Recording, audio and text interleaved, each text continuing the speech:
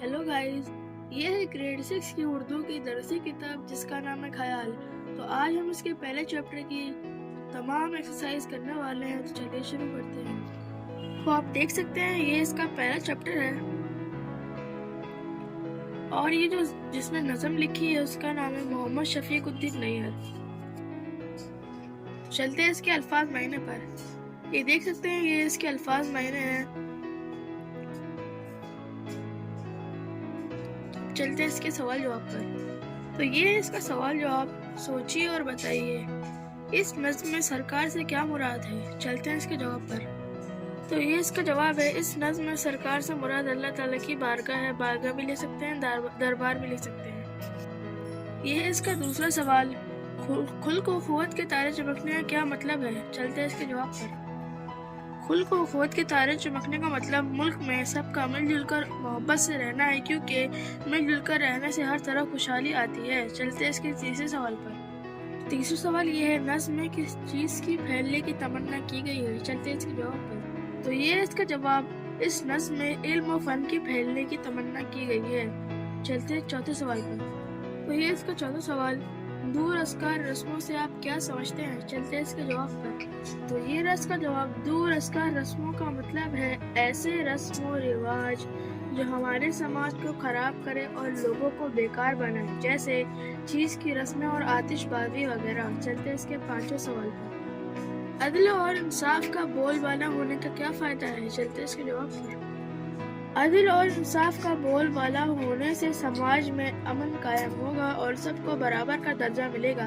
अब चलते हैं इसके नेक्स्ट एक्सरसाइज पर। ये है इसके नेक्स्ट एक्सरसाइज, नज़्म को दोबारा पढ़िए और नीचे दिए गए मिसरों में सही लफ्ज़ भरिए। तो ये इसका पहला मिसरा, गुज़ारे ज़िंदगी अब कौम अपनी उन फ़ज़ाओं में, इधर फ़ज़ा ये डैश है, इधर फ़ज़ाओं आएगा, जहाँ हर शख्स हो हमदर्द और गमख्वार दुनिया का। इस डैश में गमख्वार आएगा, जहाँ हर डैश में तकमील और पेश नज़र सबके, यानी यहाँ पर इस डैश में काम आएगा, जहाँ पर लोग दिल से खिदमत इंसाफ पे माइल हो। इस डैश में जहाँ आएगा, अमल में रास्ती हो, सिद्क हो उनकी ज़बानों पर। इस जो डैश है इसमें सिद्क आएगा, बराबर हो जहाँ हर एक अदना हो कि आला हो। इस डैश में अदना आएगा। चलते हैं इसके नेक्स्ट एक्सरसाइज पर। तो देख सकते हैं ये इसकी नेक्स्ट एक्सरसाइज है, वो मिसरे तलाश करके लिखिए जिनमें दर्ज झेल अल्फाज आए हैं। ये अल्फाज हैं, इनमें आपको एक जो चैप्टर में जो सेंटेंस आए हैं उनको भरना है, जैसे अर्ज, मुसर्रत, तकमील, बंदे और खिदमत इंसान। चलिए इसका जवाब देखते हैं। तो ये है इसका जवाब, पहला हमारा जो वर्ड था वो था अर्ज। खुदाया हम तेरे दरबार में एक अर्ज लाए हैं। ये जो वर्ड है ये पोयम में आया है सेंटेंस, तो हमें वही सेंटेंस बनाना है। दूसरा है मसरत, मसरत नाचती हो रात दिन जिनकी हवाओं में।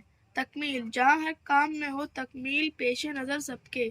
बंदे, जहाँ बंदे न हो अफराद नफरत और तासुब के। खिदमत इंसा, जहाँ पर लोग खिदमत इंसा पर माइल हो। ये सारे सेंटेंस जो चैप्टर नज़्म में आ चुके हैं, तो उन्हीं में से देख के आपको ये वर्ड जो दे रखे हैं उसमें से भरना है। तो चलते हैं नेक्स्ट एक्सरसाइज पर। तो आप देख सकते हैं इसकी नेक्स्ट एक्सरसाइज है, शेर मुकम्मल कीजिए। तो यहाँ पर आगे आपको ये शेर पढ़ के इसके आगे बताना है। ये भी चैप्टर में आ चुका है। ये शेर आगे चैप्टर में जो पोयम में शेर है उसके आगे जो लाइन लिखी हुई वो आपको इसमें भरना है। जहाँ खुददार और बेखौफ हो छोटे बड़े सारे। इसके बाद क्या आएगा, चलिए देखते हैं। तो ये रहा इसका जवाब, सदा खुल को क़ुव्वत के चमकते हो जहाँ तारे। अब चलते दूसरे पर। तो ये इसका दूसरा, जहाँ फैला हुआ हो इल्म और फन का हर तरफ चर्चा। इसके पहले क्या आएगा देखते हैं, चलते। जहाँ हर शख्स हो हमदर्द और गमख्वार दुनिया का। इसके बाद जहाँ फैला हुआ हो इल्म और फन का हर तरफ चर्चा। चलते तीसरे पर। अमल में रास्ती हो सिद्क हो उनकी ज़बानों पर। इसके आगे क्या आएगा, चलिए देखते हैं। तवाना हो मगर आफत ना ढाए ना तवानों पर। चलते चौथे पर। चौथा ये रहा डैश, जहाँ इंसाफ कर अदली का बोल बाला हो। उसके पहले क्या आएगा, चलिए देखते हैं। तो ये रहा बराबर हो हर एक अदना हो कि आला हो। उसके बाद ये जहाँ इंसाफ कर अदली का बोल बाला हो। चलते हैं नेक्स्ट एक्सरसाइज। تو آپ دیکھ سکتے ہیں اس کی نیکسٹ ایکسرسائز ہے خوش خط لکھیے اور بلند آواز سے پڑھیے. تو آپ کو اس کے آگے 2 بار جو ورڈ لکھا ہوا ہے اسی کو 2 بار خوش خط لکھنا ہے. یہ دیکھ سکتے ہیں آپ, یہ بھی اسی کا پارٹ ہے, اس کو بھی دیکھ دیکھ کے آپ کو 2 بار خوش خط لکھنا ہے. چلتے ہیں نیکسٹ ایکسرسائز پر. تو یہ نیکسٹ ایکسرسائز ہے پڑھیے سمجھیے اور لکھیے. اس نظم میں لفظ سدا استعمال ہوا ہے جس کا مطلب ہے ہمیشہ.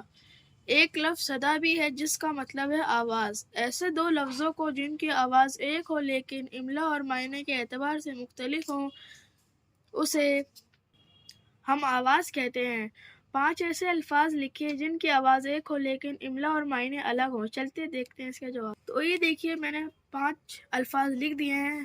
جیسے ان دونوں کا پروناؤنسیشن ایک ہی ہے لیکن ان دونوں کے معنی الگ الگ ہے, اسی کو ہم آواز کہتے ہیں. جیسے کھانا, غذا, یہ بھی کھانا, گھر, جگہ, عرض, زمین, عرض, گزارش, بعد, ہوا, بعد, آگے, باغ, گلشن, باغ, جانور, قمر, چاند, قمر, پیٹھ, حمزہ, حرف, اردو کا حرف, حمزہ, ایک نام. چلتے ہیں نیکسٹ ایکسرسائز. تو یہ اس کی نیکسٹ ایکسرسائز. بعض الفاظ ایسے ہوتے ہیں جن کا تلفظ 2 طرح سے ہوتا ہے اور دونوں کے معنی الگ ہوتے ہیں. جیسے لفظ خلق کا ایک ہی تلفظ ہے خلق, جیسے کہ معنی اچھی عادت اور خوش مزاج کے ہیں, اور دوسرا خلق جس کا مطلب ہے دنیا کے لوگ, مخلوق. خلق کی جمع اخلاق اور خلق کی جمع خلائق ہے. آپ 5 ایسے الفاظ لکھیے جن کا تلفظ الگ الگ ادا کرنے سے معنی بدل جاتے ہیں. چلیے اس کا جواب دیکھتے ہیں. تو یہ اس کا جواب ہے لفظ کی شکل یعنی تلفظ.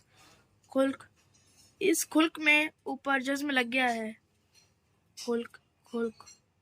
دوسرا ہے شکر, شکر, اس کے اوپر جزم لگ گیا ہے, اس کے اوپر زیر, زبر اور جزم لگا ہوا ہے.